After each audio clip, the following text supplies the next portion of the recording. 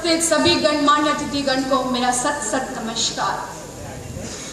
फिजाओं में बह रही एक नई बयार है, हर तरफ विकास की पुकार है। युवाओं में फैल रही एक नए जोश की पुकार है। समग्र सशक्त और विकसित बिहार बनने को बढ़ रहा मेरा युवा है, बढ़ रहा मेरा युवा है।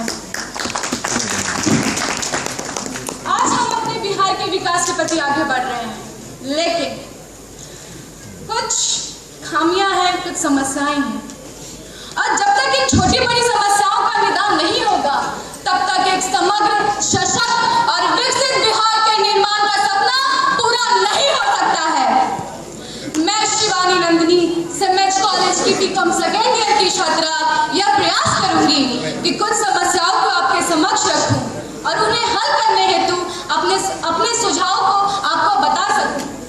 साथ ही साथ मेरा यह भी मानना है कि एक और जहां मेरे राज्य में समस्याएं हैं, वहां अपार संभावनाएं भी हैं और मैं उसकी भी बात करूंगी। हम सब जानते हैं यही बिहार की धरती है जहां बुद्ध को ज्ञान प्राप्त हुआ, जहां महावीर ने अहिंसा परम धर्म का उपदेश दिया।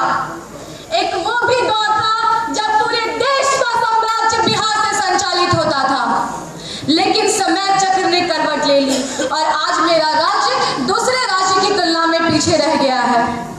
जरूरत है समय चक्र को फिर से वापस मोड़ने की और बिहार के उस स्वर्णिम गौरव को वापस लाने की जहां बिहार पूरे विश्व में एक अग्रणी राज्य की भूमिका निभाता था। जरूरत है बिहार को इतना विकसित करने की कि आने वाली पीढ़ी का हर बच्चा गर्व से कहे हम बिहारी हैं।